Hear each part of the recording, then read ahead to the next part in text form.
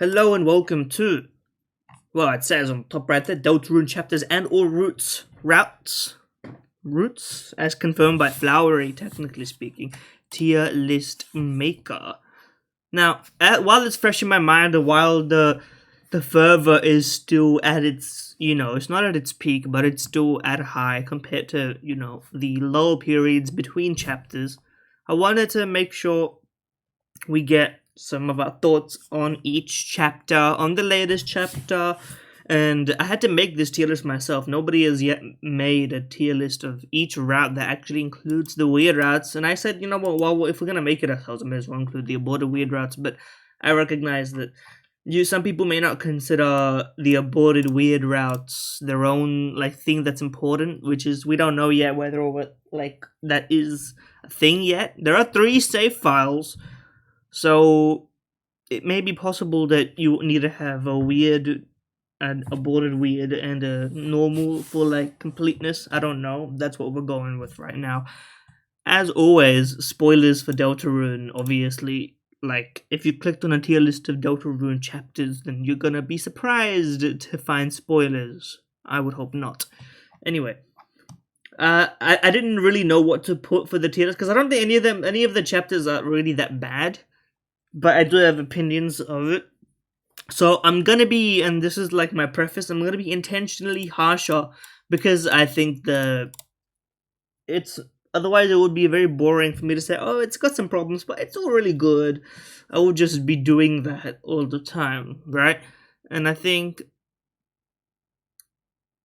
that's not very entertaining, so we're gonna be playing it up a little bit here. So listen, this is not in any particular order as far as I remember. So let's just start with chapter 1.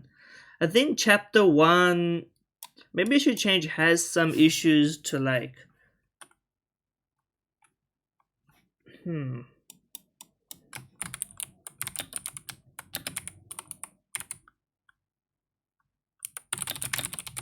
I'm gonna say leave it like this, and I'll say fine. I think chapter 1 is fine.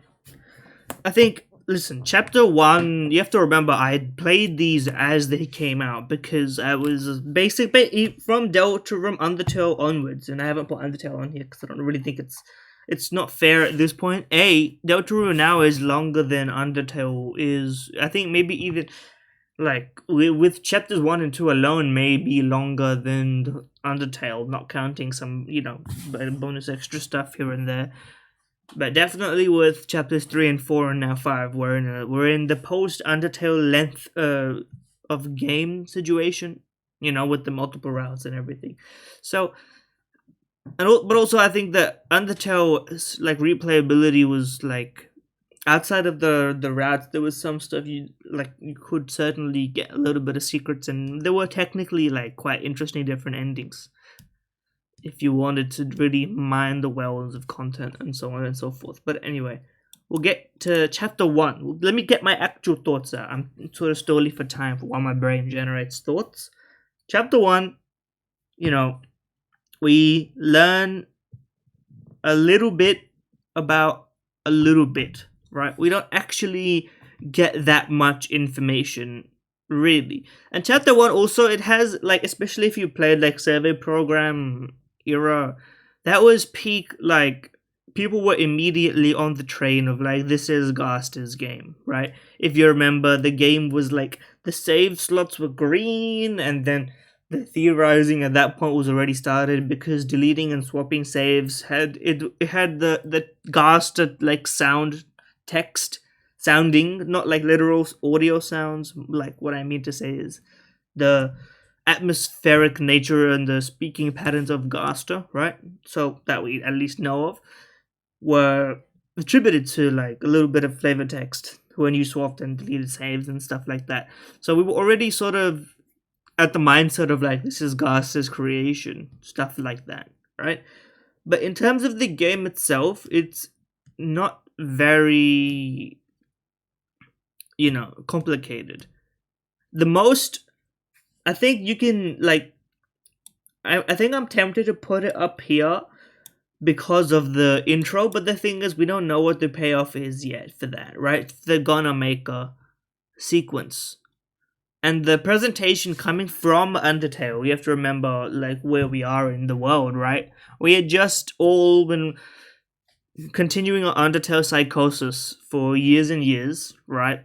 We were in, if you were where I was, you were in peak like AU hell, what I would describe it as, where people and nothing better to do with their lives than to non-stop make alternate universes of Sans, Frisk, Kara, whatever. Like, it was seriously like we were entering spirals the likes of which shouldn't have happened. I think we went too far, in my opinion. But that's, it's there's nothing wrong with it, but there was also some things wrong with it. It was a better time. It was a pre-COVID time before people still drew. I've not seen a drawing of Sans and Papyrus with glowing blue and orange like ectoplasmic penises in a long time, but that was the kind of era we were in back then, and it was a simpler time. Okay, I prefer it.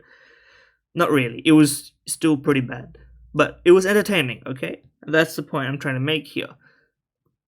That in that sort of pot, the melting pot, this came out when we were so crazy about Gasta in Undertale itself that we were making up stuff like left and right, and then we had this come out. So to intro with Gonna Make a sequence and like some vague Gastery theme influences, and then to say none of that matters. Nothing influences your choices or whatever. What was it? Your choices don't matter, as opposed to your choices do matter in Undertale, of course, famously, right? You can literally, and this is like the big difference between Frisk and Chris, is that while Frisk, you can sort of, I think this is a reasonable perspective to take, that the true pacifist route is the closest we get to actual Frisk, and like, the few moments of agency that Frisk gets to display in the game is stuff like, how they hug Azrael at the end of the true pacifist route, stuff like that, I think is sort of lends the perception, right, that's what Frisk is really like. But there's no, like, the implication is that even in the neutral routes, the no mercy routes of, which I think people started saying no mercy instead of genocide, which is, I always understood it to refer to, like, you kill everything you come across, but you don't do a genocide route, right? Not a cancelled genocide either. You just never get to that stage, but you do kill everything. And it was sort of, like the text and the Sans judgment conversations and stuff like that, it was never implied that you were doing things out of character and that Frisk was dissatisfied with you necessarily. It was sort of you characterized them through the manner in which you conducted yourself, right? Not so with Chris, right? Chris is their own entity. They have motivations that to this day we don't know about from chapter 1 onwards, right? And I mean, we already, I think, what was it, chapter 1's ending? I need to look this up. Chapter 1's ending was the one where I've done it again. I'm so sorry. I did it like once or twice during my entire playthrough. And every time I was like, this is it. I've done it again. Right? I'm a he. I forget that we are separate entities a lot of the time. But that's what the weird route's for, where I make them murder. That's a lot of fun. So, is it chapter 1's ending? Yeah, where Chris rips out the soul, and then they pull out a knife and look at the camera and do the thing. And it was actually, I'm gonna say, pretty good. I'm gonna put it as pretty good. I think in the light of later chapters, I think I have to put it as fine, because what do you call it? We get a lot more about the world and about the characters, and also I think some of the characterization it does falls flat or is abandoned a little bit in the later chapters, right? I'll give you an example. The storyline about not having choices is immediately like made different by the weird route, right? The idea that there is indeed obviously like, and there's the adamants to, if adamance is a word, adamant nature of Toby Fox to keep saying there is only one ending, there is only one ending, and then to get to give us a side B situation and two routes is, I assume it's a play on words type phrasing that there is only one quote unquote ending, but how you get there, and obviously there's two routes, so even if there's one ending, there's clearly two paths. So it's what's the meaningful difference really? What's he's trying to say there? Anyway, this is not very structured thoughts, so I do apologize for that. That being said, I think it's not too drawn out. It's pretty fast. Jevil is great. Still one of the best themes in the series, in my opinion. I think the Chaos King, Lance's dad, could really have. They really like Chungused him in the later chapters, right? I think it would have been a lot more interesting if he didn't like go soft and like, because he was sort of towards the end, it was like whether you're nice or not, there's nothing you can do about it, right? You have to fight him. He sacrifices or is willing to sacrifice his own son, like, this isn't the loving friendly world of Undertale anymore. That was the idea. And then the game sort of renegades on this. Renege. I literally posted a pronunciation guide on this word not too long ago, and I forgot how to say it, so it's kind of embarrassing. But the what do you call it? The later games they make a very clear distinction to the point where in chapter 5, which we'll get to later, if you can't even fight, there's not even an option to fight so many of the enemies and bosses, right? Your agency is so gone. And listen, I understand that this is an in-universe situation as well, right? Like Susie and Ralse, forgot Ralse for a second, is they heal Flowery if you try and fight them, which I discovered because I was trying to do a Border Weird and I'm still fighting all the enemies and stuff, but not so, right? Not so easy to do because the game literally doesn't let you anymore. The game says this is not how we are doing it in this part. You can't do it that way. And as a result, I think it would have been nice to get a little weird with it in chapter 1.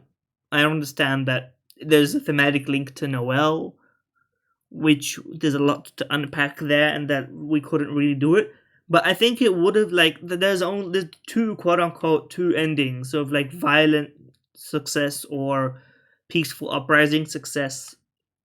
I think it would have been better if the commitment was already that King was a bit of a chungus, like unthreatening guy and was kind of bluffing the whole time. It would have been nice to establish that in this chapter instead of giving us like a vision of a different world in which there's genuine threats and then immediately pulling back on that and then re-entering it with the night. But sure, right. I think we get a lot of, like, it's hard to rank a intro chapter when so many of the things that play an important role in the story are obviously introduced in chapter 1. Dark Worlds, the Chris Soul separation, the whole deal with taking the soul out of him is like it's a recurring like plot point. And so is it fair to rank the chapter higher because it introduces them? I think not. I think that's sort of reductive. So I think it's a great intro and will sets up a lot of things that will have a huge payoff, but I don't think it deserves to be ranked highly just because of the payoff that it doesn't create, right? Especially because some of the payoffs it does create are misdirects or misleading in some way. But other than it's got some it's got good music, good boss fights, it tricks you in the right ways, right? I think in some situations. So I think it's perfectly fine. Now, chapter 2. I'm gonna say pretty good.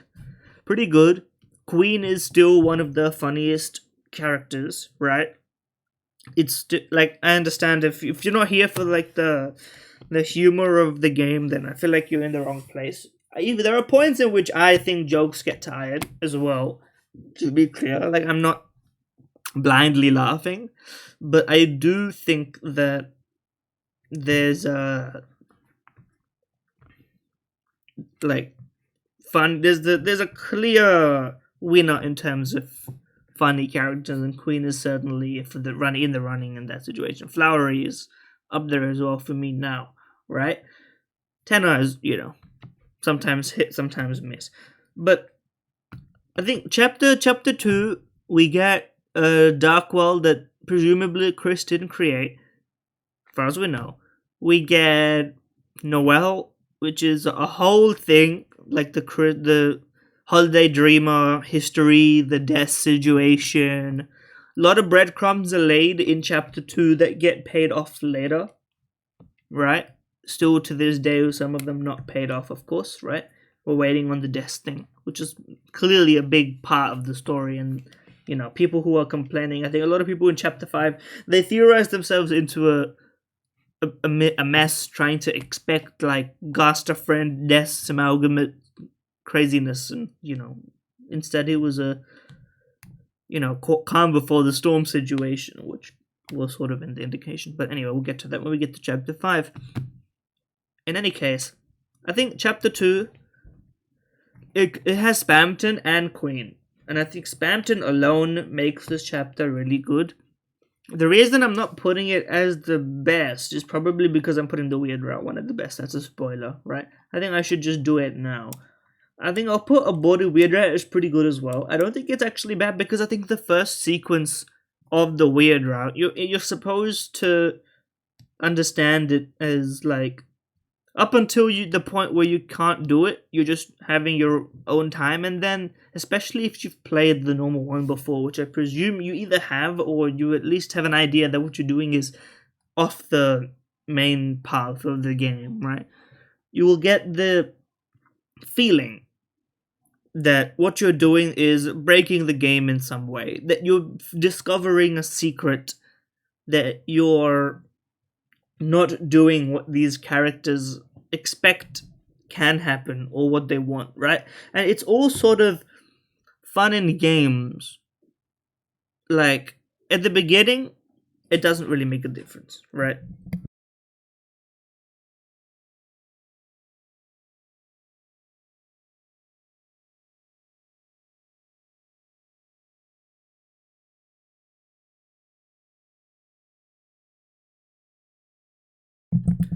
Like, if you unshock a few enemies, I think, like, the first moment of shock is because all the enemies up until this point, if you've tried defeating them, you did the violent ending or whatever. They just run, right? But here, they literally stay in place, frozen. And I think that, like, that first moment probably gets a lot of people, like, okay, something's off here. And then you keep going on this. If you start getting all these options about Chris and Noel, and it's not immediately clear, but there's like an underlying tone of discomfort that you're making Chris do things that they may not otherwise have done, or they may not want to, right? And you're making Noel, and Noel at this point still thinks it's a dream, right, of some kind, right? Although it feels very real at the same time. Because Noel does not know everything about Dark Worlds and stuff that Roll say in chapter 1 tutorialized the son. Noel she's still sort of like she's having a nightmare of the sort, right? And that's why I think a Border Weird Route is still pretty good, because especially as a in a first time playthrough, I think there may have been people and who might have gotten all the way, and then the Birdley Snowgrave situation shows up, and they don't commit to the the full like send of it. But they might realize like, okay, we've gone this far, but we were just killing sort of inanimate, enemies, darkness that aren't really real in a sense, right? And this would be a bridge too far. What would the consequences of this action even be, right? If you die in the game, you die in a real life situation, and then it happens. And so I think the weirder to me is up until now, because we haven't seen the memoir. It seems to me much better.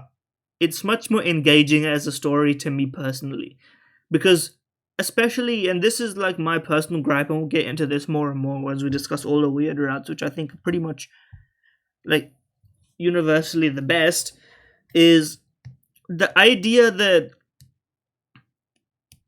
you need to truly embrace your role as the player to embrace and understand the weird route, right? As a player, not only as like the soul in terms of like you're talking in-game player of games and breaking the layer, is exploiting the bugs in the world of Deltarune type situation. Chapter 5, we'll get to that. And then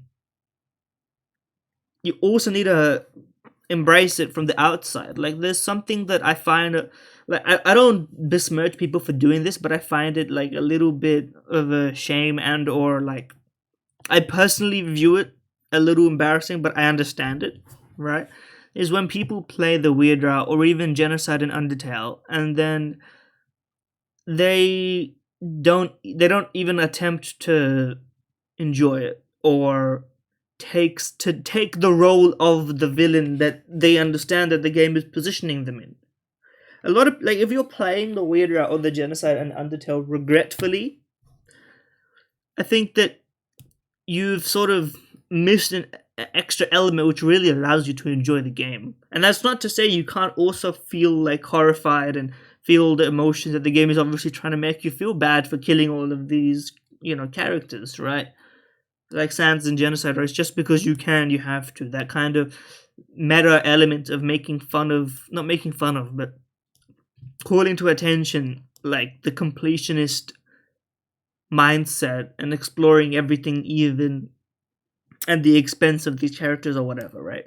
It's obviously meant to make you feel something, but I think that if you're playing it, and even worse if you're just watching it and not playing it because you can't like stomach it, I think that listen, everyone can have their reasons, but I think you gotta log in. You have to be the villain, and if you're not, I think that's why I have so much fun with it, because if you truly embrace the villain role, if you're like, Chris, it's you and me, buddy.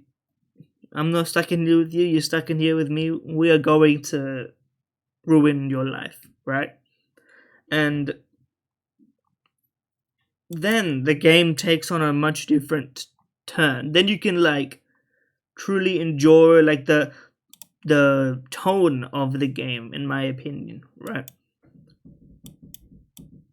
And I think it also, like, if you're talking in universe, the idea of, Chris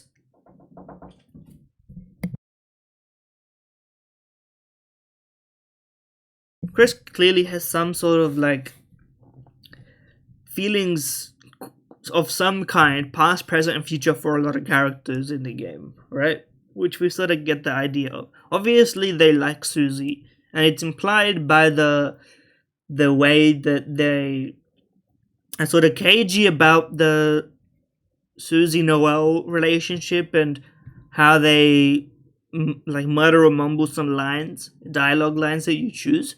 Is that they simultaneously recognize that, okay, there's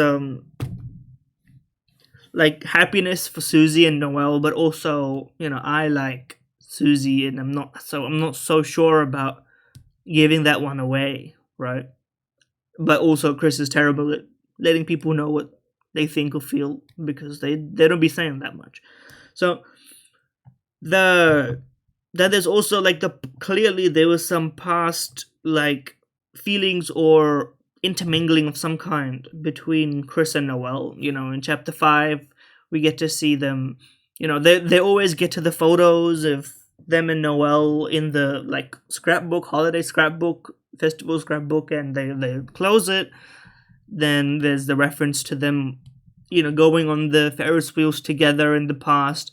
So there's like a childhood crush situation perhaps that they may have grown out of or don't want to be reminded of in the wake of deaths, for instance. Like there's a lot of layers there. And so in forcing sort of this relationship slash power dynamic situation, this change in their lives, you get a very, very unique and interesting story, which is to me a lot more engaging than a lot of the main sort of route situation, right? Like the main route is about the mystery of like, okay, what is Chris actually doing? What do they want? We still don't really know what they want in a lot of ways. We don't know what they have made in terms of a deal with the Knight or with Carol, who may be the Knight, but that theory is sort of waning. But there's that. And then there are other motivations, of course, to continue having sort of fun and adventures and continue escaping from the very, like, bleak life that they seem to have in the real world, where sort of their brother is off and not really in their life, or as like a friend. We don't even really know if they still fuck with each other. Like that's the thing that I feel a lot no one's really even mentioned is like, what if Azriel straight up does not, like, a relationship is forever soured because of the past or something? We don't really know. That is not an indication, but I don't know. Chris has not really seemed like they've been extremely happy and looking forward to seeing Azriel come back. They don't seem more happy, like, in anticipation of that. So maybe there's something there. I don't know. But that's all besides the point. My point being, Spamton as a, secret boss is also fantastic as another element, right? We talked about Queen, we talked about the main character, why Noel is interesting, right? Spamton here sort of finally it gave people the fuel to make the Gasta freedom device theories for years and years in the wait between it and chapter 3 and 4, right? The idea of trying to reach beyond the code and be truly free, to the green lines puppeting Spamton, the breaking of the framework of the game, trying to escape it and not being able to. All of this is a very engaging concept in terms of Spamton Neo, and it's well a bit of, Metaton Neo fan service situation, right? And I think also, Spamton is just funny. Like, it's hard to deadpan analyze humor in that sense, but Spamton is undeniably funny, and clearly Spamton is a fan favorite. We have the sweepstakes. Spamton is not dead, even though we're in chapter 5 now. People still love Spamton a lot, so that's another reason, I think. But let me think. What I put? I think I'm gonna put it up there as well, because Birdley is great in the normal route, and you get a lot of fun little mini games and mechanics with Queen. So I still think Weird Route is better just because of the subversion and the weirdness in general, right? I think a boy Weird Route, like, you lose out on a lot of the good stuff of the normal route, but I still think it's pretty good in the sense of, like, you see, like, if you abort the Weird Route before you even enter it here, right, because you don't have a choice, is you either enter it or you don't. You can't enter it and then cancel it like you can later on, right? Is very, very, it still provides an engaging perspective, in my opinion. The idea that you have the chance to do it, and then you realize at the final moment, like, how horrible it could be in terms of, like, in universe, and then you say, like, okay, we're not going to do this. I think that's still got its own interesting story to tell. Okay, chapter 3. Now, chapter 3's Weird Routes only scenes is, like, very, very minor. It's like a few lines here and there, so I'm going to put chapter 3 and Could Be Better has some issues, in my opinion, right? I think, honestly, I think chapter 3 Chapter three's highlight is Tenor, and is Tenor's like gimmick. The cutscene video, the like text box gloobiness, to use the words of the chapter. But I think it has pacing issues, in my opinion, and is saved by the knight appearing at the end. If the knight didn't appear at the end, this chapter would literally be like a slog, in my opinion, right? I think and my main contention with chapter 3 is that the Zelda style mini game is like the juice isn't really worth the squeeze. And yes, before, like, I feel people are gonna come in here and say like you don't get it, it's like thematic because you're playing the game, but that's not how the real game is played. You talk about the real mantle game and then ERAM, and then like, yes, I understand the meta layer of that there's a game between a game, but you don't need to make the game boring to have that effect take place. It's not really pertinent to make it like a really slow paced Zelda clone like that. That is not very fun to me, right? I think you could have still made it a game within a game and made the inside game fun. In my opinion, my humble opinion. I think the other like, TV show style games are pretty fun, right? And the lore is expansive in this, right? This is where like diegetically this is where the Weira is revealed, technically speaking, right? But using the mantle game, the real game, right? And then when the knight shows up at the end, people weren't expecting the knight to keep being mystery for so long, but we finally get the knight, and then the theorizing begins, right? And I just think that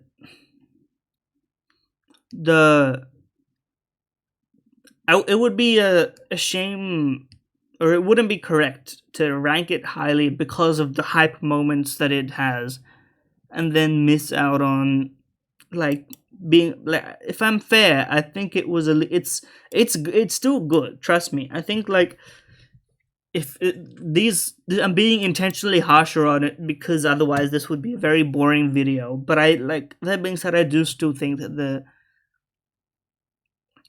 it does also like, and this is intentional, I understand, so it relies on the Tenor humor a little bit, right? It leans on it a fair amount, and it is funny, but it also is like neither here nor there.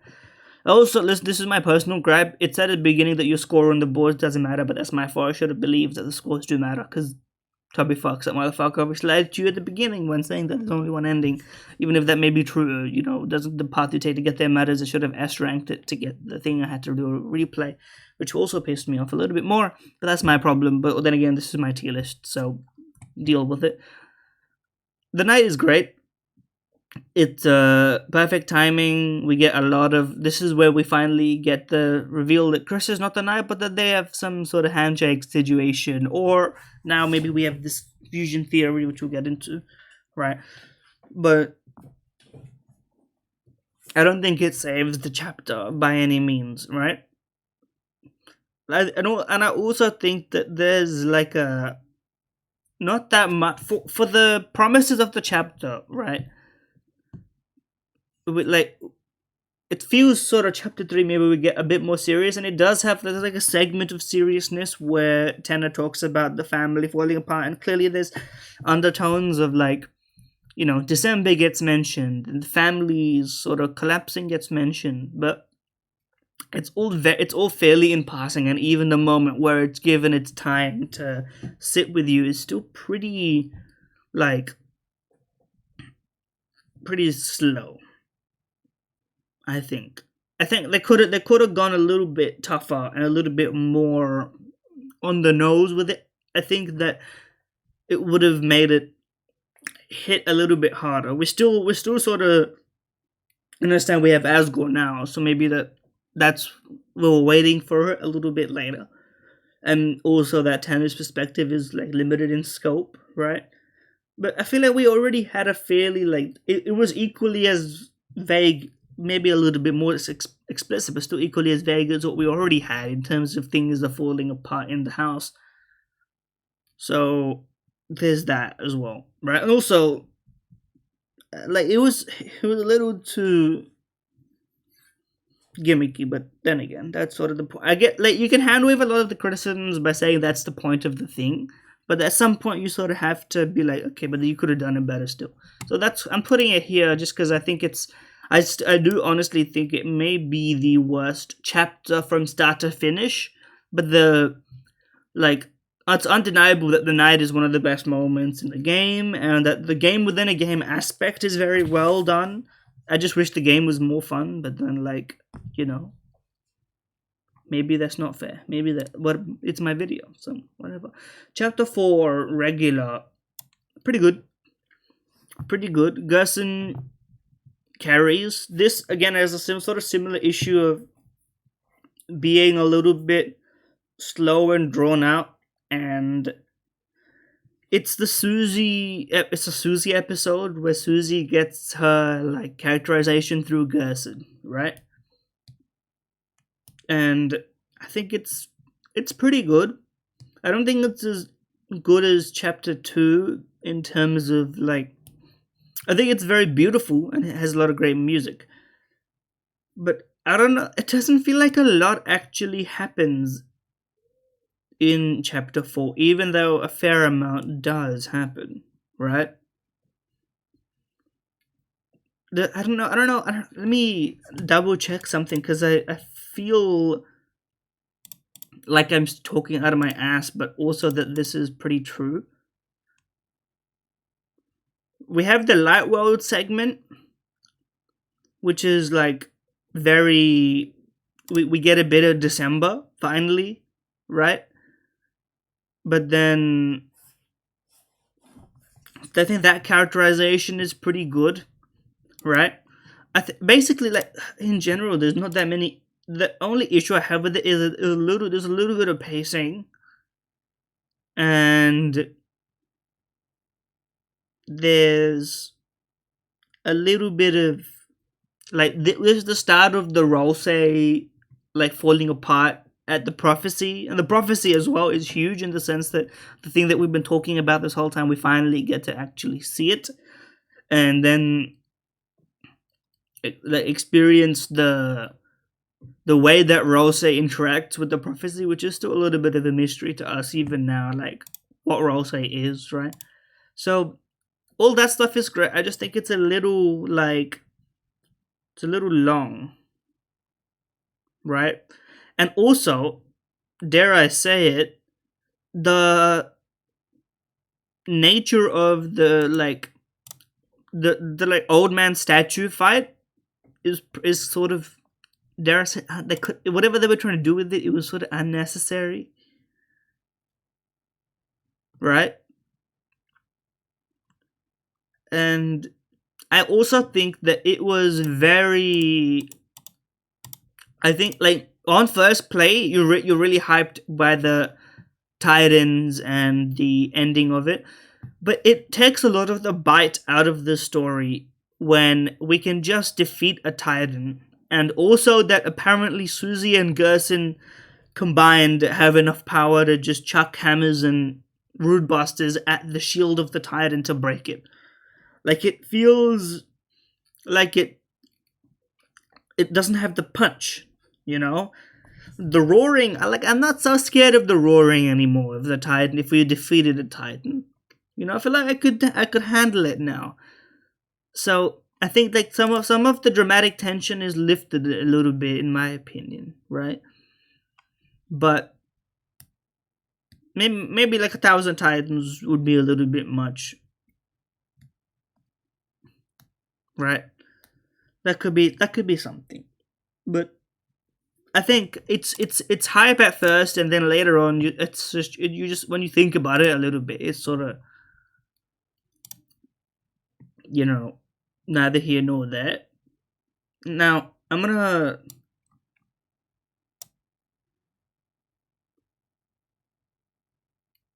say the best, right?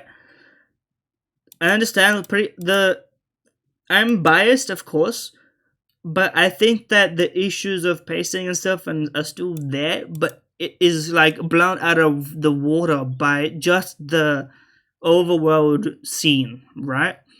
The idea that it was a dream, and Noel, like, and the fact that this is the best part is that when you're not there between chapters, Chris, they clearly are trying to avoid whatever the hell you just did to them and to Noel, right? They're like, Birdley will get better. Then the host like speech, like, it was just a prank, it was just a dream. Like, here's your watch back. I'm so sorry. And you know, the idea that for the first time in maybe years, Noel has seen Chris like they were at the beginning, when they were like kids and friends and everything was normal. And for us to just steal all of that back immediately by literally by like breaking the game, using the fact that it is a game. And this is like also the first time that it is we truly are peeling back the layers, right? How do we get out of the vents as the soul into the room to re-merge with Chris, right? How do we do it? We use the in-game options dialogue to switch from right to left. And we go left, and we go in Chris. Which is really, really like, the only way it's possible is because it's a game type situation. I really love it. And then the understanding now that Noel has that it's not just a game, but not only that it's not just a game, but that but Noel still doesn't really know that it's like me, right? That we can read Noel's thoughts, that we're doing the impossible, that it is real, like, in a sense, the dark world, right? And I think that just the like breaking of the illusion is so good. The only issue I have is that there's not enough like weirdness in the main one. And I understand why, because I feel like maybe that was originally there was planned to be more, but then there was you sort of miss important information about the like main route in this. If you don't do it, if you took away, for instance, a lot of the prophecy stuff and Gerson and this, I'm sure that stuff is still like important to understand. And me, they felt like they couldn't remove it. But also, if you're playing it on second time around, you can skip a lot of the stuff, so maybe that's like an element of it. Who knows, right? But I do think that it is insanely like the unsettling nature of what you do there. It's so good. It's so good, right? I think the aborted weirder out of this is honestly not worth playing. I don't know why you would go to the trouble of doing all that and then just to go, oh, it's not a dream at all. I was just a prank. I guess maybe you see what Chris has done and their like insane apologies and what they've done to try and counteract what you've done, and then you're like feeling guilty now. But I think, listen, if you abort it now and you're doing it like genuinely and not just out of like 100% like see if there's like debug testing the lore of the game situation, then I don't know, you ain't built for this world, in my opinion. Leave the villainy to us real proceed heads, as it were, right? But anyway, not a very bit different in this one. In fact, I think honestly, I might put chapter 5 as the best chapter of the normal route so far, because I think it has it all, right? I think it's nostalgia. It's the last sunset in the most literal sense. It's a farewell to like some ideas and some concepts, and a farewell to like the fun times, right? Like in the normal route where we are sort of trying our best to just go along and be happy and help Chris, and Chris is like, no, buddy, I've got my own villainous plans, and we're like, come on, just confide in us a little bit. We're chill, but not to be done, right? We get the festival, we get the heartwarming Noel Susie date in the something crazy that we'll get to the other something crazy later on. But I think it's very nice, and they don't shy away from the fact that like Chris is not really that okay with this. They're sort of they're happy for their friends, but it's sort of like this is not really what they want, in a sense, right? Like the only friend that they've made and the adventures that they're having by the end of the chapter, it's sort of it can't happen anymore, right?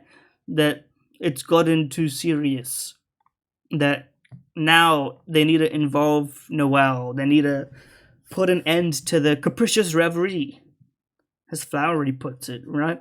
And so and the beauty of the chapter, first of all, it's hilarious because of Flowery, right? I love Flowery so much. The voice lines, incredible work, right? Anime cutscene even.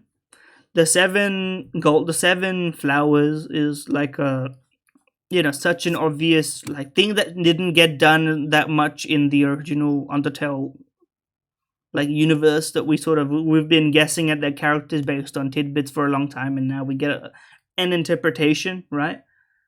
And the idea that they're all pretending to be human, and also like just the themes of the chapter are so beautiful as well, right? It's the closest I've been to. I think I even teared up a little bit when we said goodbye to the flowers, especially Aqua. I love Aqua so much. I've just been like liking every single Aqua fan art I can find, to be honest with you. But like maybe that like opened the door for me. Like by the end of seeing, experiencing the chapter, not just myself, but seeing how other people felt about it, I was even like no longer tired of the segments of like yellow and blue, right? Where it was a little like the humor didn't land on me the first time. Very rarely do I like pivot the other way and I'm like, okay, no, never mind, this is actually fine. But no, it actually is fine. And of course, like it has the platforming segment, or platforming sections, I should say. It's not just a small segment. It's sort of like what the game turns into not too long into it, right? It has some of the best music. I mean, listen, the Mew Mew / Pink theme is fantastic. Shout out Hatsune Miku in Deltarune, right? Flower Man, Flowery's and Rosei's entire like conflict in terms of, I think it's the most engaging like idea, right? We get revealed in chapter 4 that Rosei actually knows the prophecy and has, now we're questioning like, okay, what kind of powers does Rosei have? And then we get the sort of implications and reveals that Rosei is actually quite powerful, that Rosei is genuinely like, but also that power can't be exercised because it will actually make worse things happen if Rosei straight up just like lets loose the way Flowery quote unquote does, right? And so Flowery is sort of seen through the illusions in some ways of what the Dark World can do, right? Like it's all fake, but with the power of dreams, right? The power of a flower's dream, can he make it real, right? And in a sense, that's what all of the flowers do. Like it's just to me a very beautiful like story of fighting against, or despite, in the face of impermanence, right? Their very existence was never supposed to last this long. They were only meant to exist for one day, for one proposal, and yet so much love was poured into them. And then this is they're their only attempt at being alive, even because they know, at least Flowery knows, and it's sort of implied that the rest of them know by the end because of the thank you for watching my dream section, right? That they all sort of understood that this dark world, this moment, was impermanent, was not set to last, that it could not last, even if the trio, the main characters, didn't succeed, that afterwards, like, who's going to take care of the flowers? They couldn't last in darkness, right? but nevertheless they persist, right? They live out their dreams, you know, and all of them have their own like time to shine, and they get to know their own smiles, right? To put it in the words of the game itself, and that sort of message is like the opposite, really, of what Chris wants to hear. And Susie especially, we get a lot of valuable Susie like characterization, in the sense that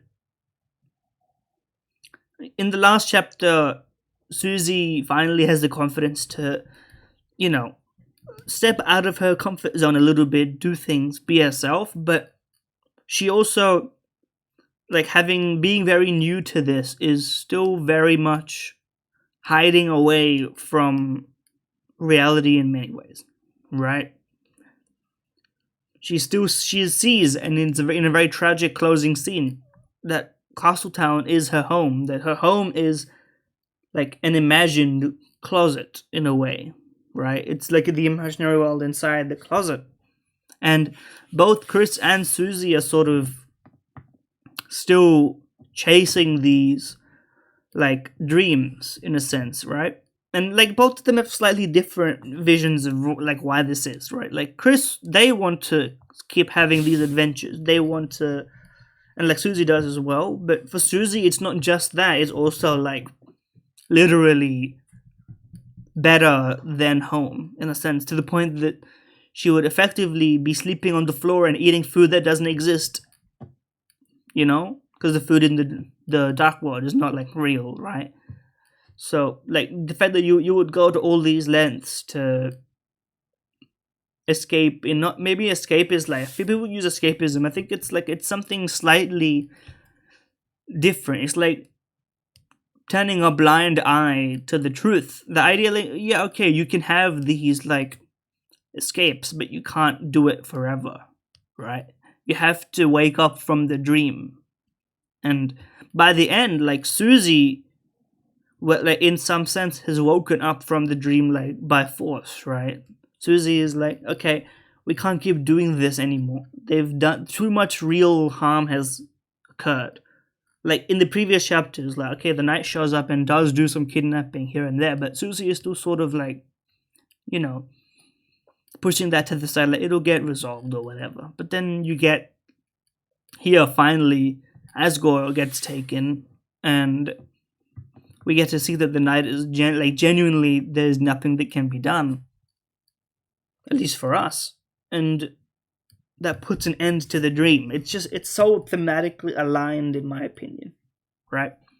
And I think like chapter 4 does this in some ways. I just find it a little bit less engaging to me how they did it, right? I like the idea, you know, Gerson knowing the prophecy, and you know, I was so caught up in looking at it that I couldn't see where I was going type discussion that gets had there, and how to ignore it and still follow your dreams.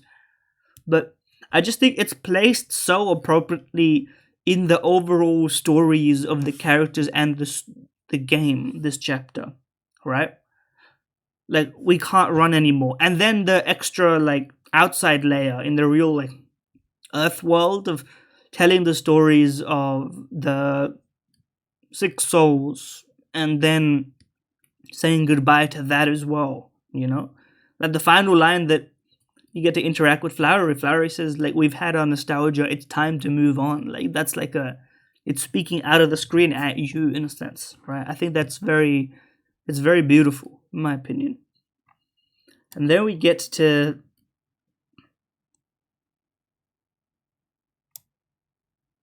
peak. Right? I think we get to what broke a lot of people's brains. The true weird route, which I didn't even get the first time I played, because I didn't realize you had to be like QTE posting and keep hitting proceed. So I just let the screen go white because I was like sitting and thinking about it, and then it just did it. I thought that was what was supposed to happen because I was playing it on release, man. So I didn't get this, but then I got it later. Still spoiler free. Just literally only one of the few times the AI is proved genuinely useful is, and I recognize you could just do this with a friend, but I have no friends who play Deltarune. This is a sad story. Is the to ask it like, okay, which route am I on? But don't spoil me on the story of the game, and it actually worked. So protect the how you will. Okay, I'm a software engineer, so we have AI is a bit of a thing here and there. You can't avoid it. If you know, you know. It's if you don't know, you don't know. Okay, I am still, in terms of art, not a fan of it. I don't even play games that use it to generate like art.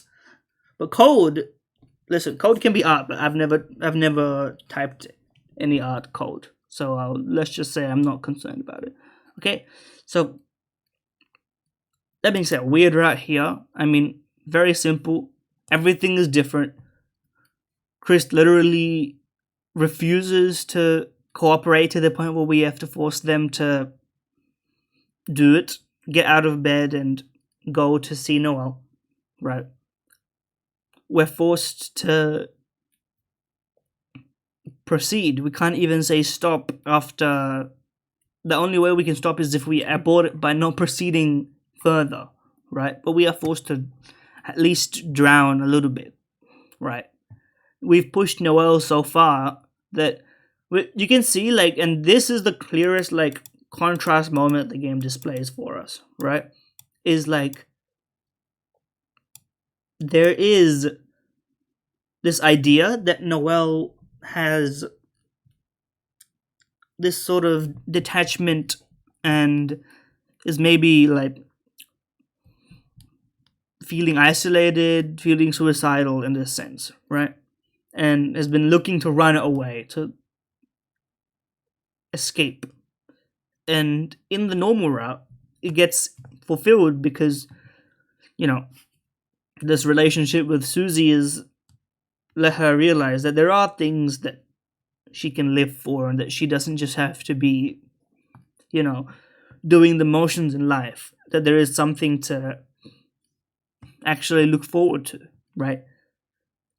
And not just like do what's expected of you. That she does, the crazy thing she does is, fall in love with the weird violent girl who would be completely against like the image of what she has been setting herself up for. It's something that she always wanted but couldn't like bring herself to do, and it goes in the face of like what her mother expects of her and the life that she's led up until this point on the outside, right? But that's the something crazy, right? Is to be together and forge this new path. But here, through the weird route, we get this alternate something crazy, which is like, power beyond the wildest, right? And so it, instead of like, we're sort of directing the urge to escape away, right? So like it's implied that she's sort of thinking of ending things, if not suicide, then some sort of dramatic decision of escape, right? Acting out, right? So instead of like harnessing this in a redirecting it towards like forging the relationship with Susie, we sort of have harnessed this to show like the impossible is possible in the like violent sort of breaking the game sense, right? That we've given her power in the literal sense. We did not empower her, right? In the relationship, like normal route, she feels empowered through love. But here, Noelle is empowered literally through us, like demonstrating that there is power, right?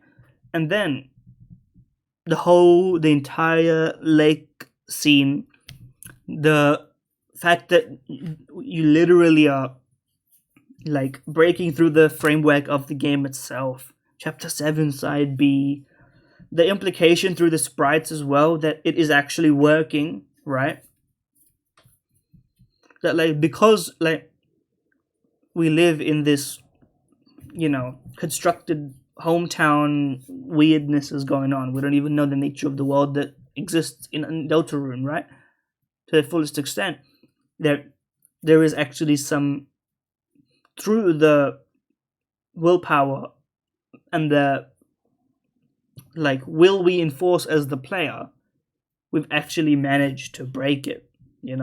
I think people, like, it was sort of clear where it was going a little bit, but people were thinking like, okay, it's just going to end in like a tragic way instead of being like a fourth wall situation. It'll just be like, it'll play out still in game. But the fact that it actually takes that step, and we drown in the lake, but we don't. People keep saying like they're dead, but I think they're not dead, and that's what makes it so good.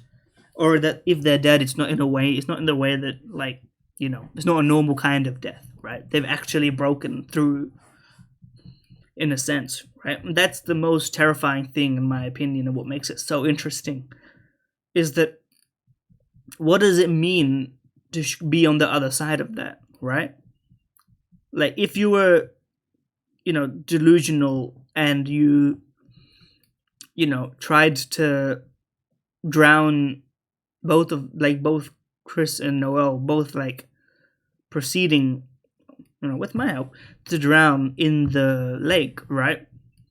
Is that they didn't just drown, they actually succeeded. What does that mean for their characters? Is there even a character anymore? Does Chris exist? Could Chris exist anymore? What is it like? There's so many questions, and it's the jumping point for so much of what has been building up in this weird route. That I think it's just so good, and it's so short, but each like moment from the beginning, we didn't even talk about the Sans breadcrumbs. Like, that's a whole other can of worms and theories to go down, right? But the dialogue you get, like, characterizing how Noel and Susie spent their time without Chris, it's just all such a good, like, it's so gripping, and I love it so much. Aborted Weirder, I'm gonna say the best. I'm gonna move this down, maybe. I'm gonna move this down and put this here, right? I think aborted weirder here is the only aborted weirder out there you could get, like, unintentionally, and I say that, like, there's no, having played through all of the games blind, apart from like the knowing that you had to backtrack in chapter 2. I only thing I knew about that going in was that you had to ice shock everyone and freeze them, and then the game would sort of play itself out, and it does, right? You even get the genocide, like, spam put in the dumpsters, like 3 left or whatever. Very, like, classic, right?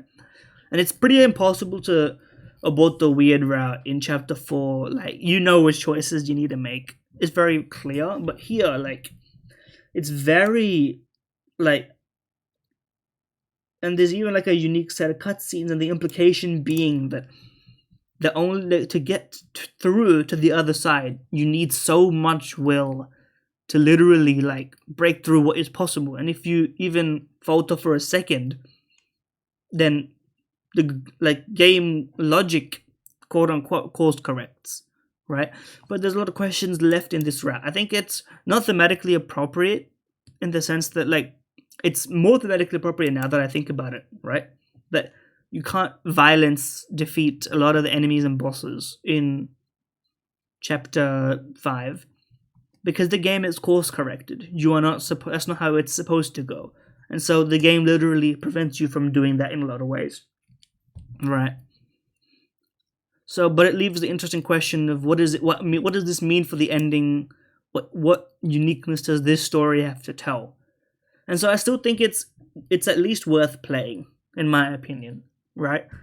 But I still think it's better to go one of the extremes. But the fact that we still have the Thorn Ring potentially and the 5 Shadow Crystals, that you can actually get the Shadow Crystals in this, right?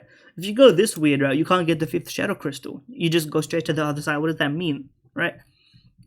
Because of course we know about the, what is it? The Sky Mantle, the Light Mantle, whatever it's called, and the Twisted Sword with the Thorn Ring, and all that stuff, right? So there's still some secrets left in this one that are potentially imply things for the future. But these other ones don't, like, I think you can course correct early enough to not break it. And like if you abort the weird route here here, then the game just like you chill with Noel, I think. There's some unique lines a bit in chapter 5 festival. If you abort it here, you get an interesting, like, Noel is like, you don't get to do that anymore. You can't go on with Noel if you fail here. You can't ride with Noel on the Ferris wheel, for instance. Which I think it's interesting, but like clearly it means the game will proceed down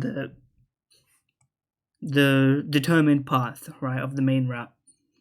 So this is the only one where I think there could be a chance for something else, but that's why I'm putting it up here. But there is a thematic clash when you play the normal Dark World, as if you didn't just drown Noel and Chris and then everything's fine. But anyway, that's my ranking in my opinion. So if you look at it in order, my rankings for chapters is 5 to 4, 1, 3, with all the weird routes at the top. So take that as you will. Definitely my chapter 5 thoughts are the best form because I played it the most recently, and I think it has the most like themes and such. But unironically, it actually just like has a very consistent messaging. The whole idea of like flowery and Rosa, I didn't even touch upon that as much as I think is important. Is like Rosa is pissed off at Flowery because Flowery is ignoring the rules. Is breaking the illusion that you need to comply with everything, that just because the prophecy and everything doesn't mean that you have to do it your way, do it its way, but you can do things your way, right? Or do you want, is the question that Flowery asks Rosa, and I think it's going to be a very important question because we finally see, like, and it leaves every character in a great spot at the end, right? Susie is like finally, like, reality has come too close to deny anymore. That she's been like, she's no longer able to retreat to the like safe space of the castle town, and she like has to bring other people in, and then this bounces off not Cruzy. That was a Freudian slip, literally, actually, but it does bounce off the Cruzy situation. In Chris, they're like, whatever's going on in the back end with the night, and we don't even know, and then the sort of idea of constantly having fun times and journeys with Susie is ending, and the special moments that they have is once again being infected by the holidays, right? There's a whole thing there. Rose is, got a fresh perspective, and maybe with Flowery's death is finally like, okay, I'm ready to exert my will now. I'm not just gonna let the prophecy play out and hope that it's Chris who does the changing, right? I can change the prophecy too. I just need to believe a bit more in myself, something like this, right? So, and now I think all the codes are there. The Noel and Rudy situation is reaching its like fever pitch. So everything is just ready. It leaves everything in a great place, in my opinion. Whereas a lot of these chapters, like the ending is sort of like fake outs or like uninteresting, especially with context, uninteresting. So I'm hoping that this, like, everything that's been built up, and especially it seems like as we're going towards the end, and all of this Nomura stuff, chapter 6 Weirdra doesn't exist, as we sort of famously know or are guessing at. So there's a lot of questions about it. Anyway, that's my tier list. Let me know. Listen. A lot of people who have played Deltarune and Undertale, unfortunately their entire media diet is Deltarune, Undertale, and the fandom constructions of Deltarune and Undertale. So I don't blame the community necessarily for cases of, I'm going to say media illiteracy, right? But let's just say I'm hoping to just some people who read a little bit. At least get some, interesting stories up here. Read Rewrite. That's a great visual novel. Recommended to you immediately. Get the patches and read Rewrite. It might be on discount for Steam sale even. Anyway. See you next time. Enjoy. Like and subscribe also. I forgot to mention that. But then again, who knows, who cares?